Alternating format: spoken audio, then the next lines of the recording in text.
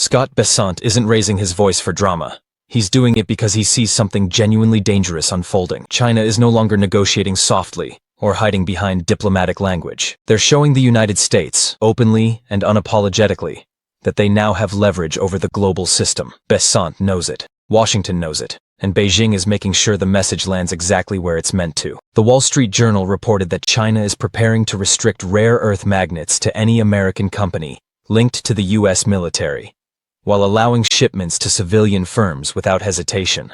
They're not using weapons. They're using supply chains. They're squeezing materials essential to U.S. defense systems, while allegedly siphoning data from American tech platforms, leaving U.S. officials scrambling. Every move feels like a warning shot. China decides what the U.S. receives and what it goes without. Even Bessent, who tries to stay composed, can't fully hide the concern. Are you saying China won't cut off rare earth minerals to U.S. defense suppliers? His answer wavers. I'm saying the agreement is that shipments will continue as they did before April 4th. That hesitation tells the real story. China's pressure campaign is hitting from all angles. Trade, tech, defense, logistics. Reports claim Chinese companies are routing data and security vulnerabilities straight to the Chinese military. Pentagon contractors are vulnerable, and American capital is flowing into Chinese sectors that could one day be used against U.S. interests. Bessent understands the threat. The real question is whether America can act quickly enough to blunt it. Before we get deeper into that, hit the subscribe button. Now let's continue.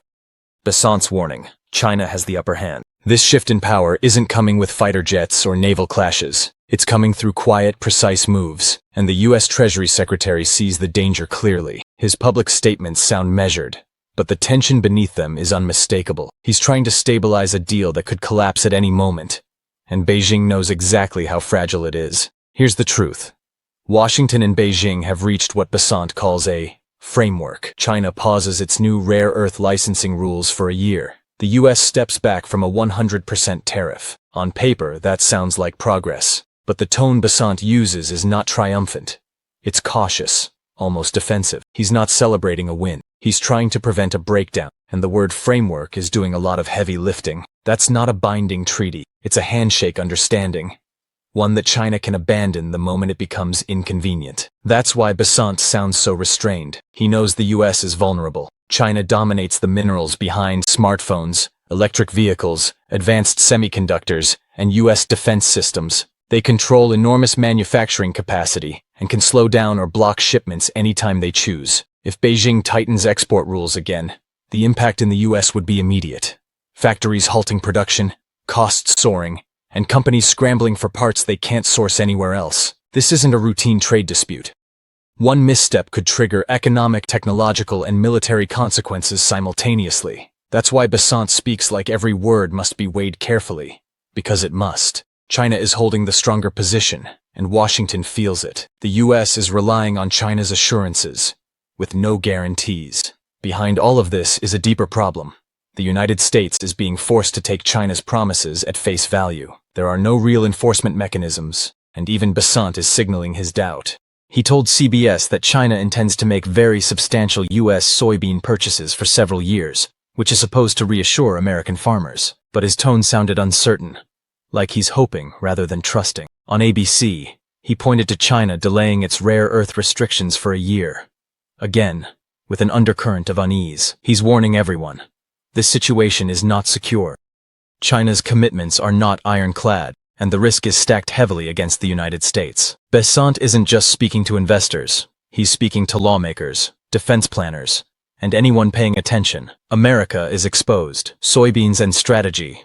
The U.S. depends on China more than China depends on the U.S. For years, U.S. soybean farmers relied on China as their biggest customer. Entire farming regions survived because China kept buying. But that era is fading, and fast. In 2025, Chinese imports of U.S. soybeans collapsed. In April, they bought just 1.38 million metric tons, a staggering 43.7% drop from the year before. Yes, U.S. exports in early 2025 technically rose, but that was only because China is holding enormous stockpiles. Projections show China could control over a third, 36%, of the world's soybean reserves by the end of 2025. Meanwhile, in the U.S., the situation is becoming dire. Halfway through the most important selling season of the year, Chinese buyers have barely purchased any American soybeans at all. Instead of turning to American soybeans, China has been locking in about 7.4 million metric tons of cheaper South American crops in just a single month. Suppliers in Brazil and Argentina enjoy far lighter tariffs than their U.S. counterparts,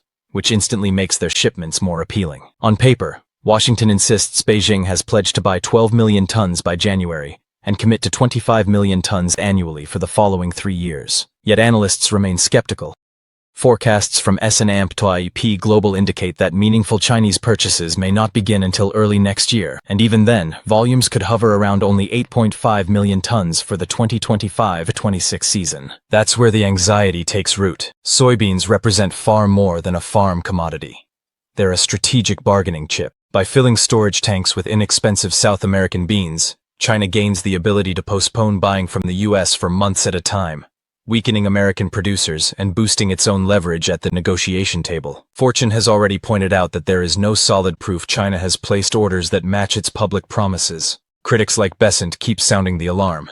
If China delays too long, the financial hit will fall squarely on American communities. Farmers lose revenue, supply chains get thinner, and rural economies begin to crack. What looks like a reset may simply be a calculated pause, one that could leave many farms unable to hold out until January. The situation becomes far more serious when rare earth minerals enter the picture. Bessent's frustration is now plain to see. He described China's threat to restrict rare earth exports as a grave misstep, though everyone understands the real message. If Beijing tightens the flow of these minerals, the impact on the U.S. military and high-tech ecosystem would be immediate. Rare earths aren't ordinary resources.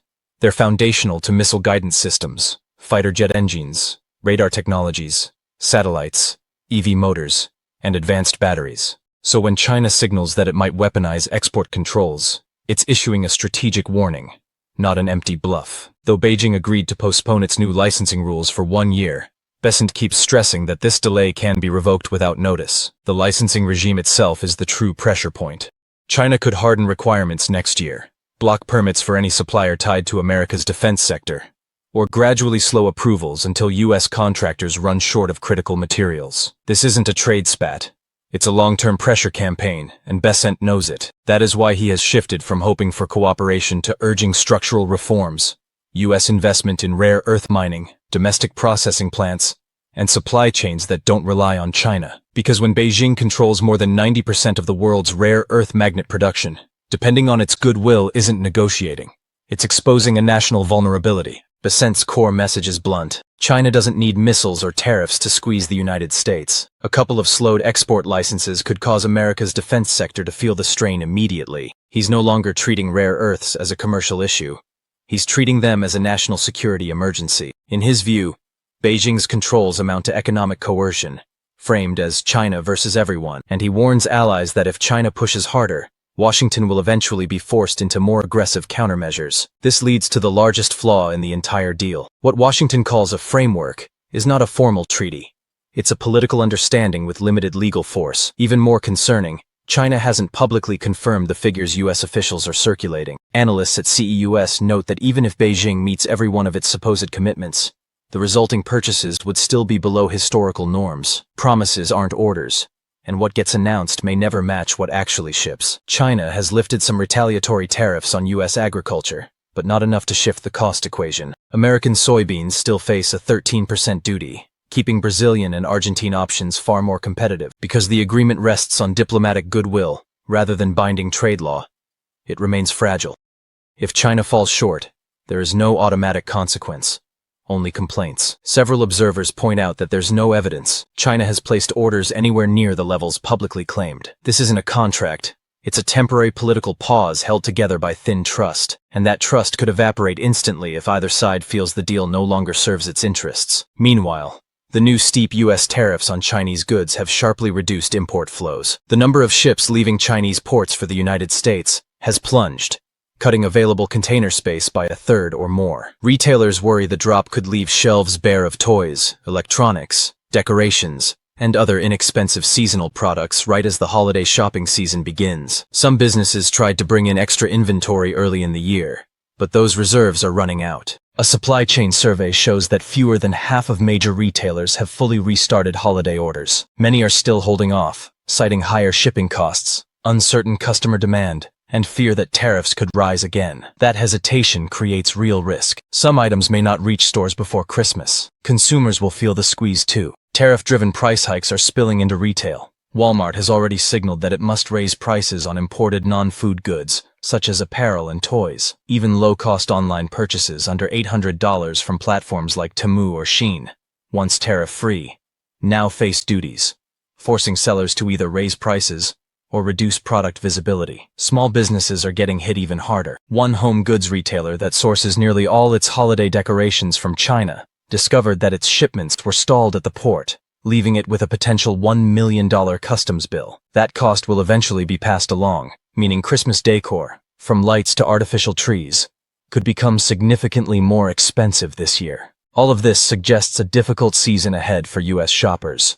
Higher prices, fewer affordable choices, and retailers struggling to fill shelves. Inventory buffers are shrinking, freight costs keep rising, and tariff uncertainty forces businesses to choose between absorbing losses or passing them directly to customers. But the greater danger lies beyond the holidays. If China reinstates its rare earth licensing regime in January or stalls agricultural purchases again, today's Christmas shortages will look mild compared to the shock U.S. factories and defense suppliers could face.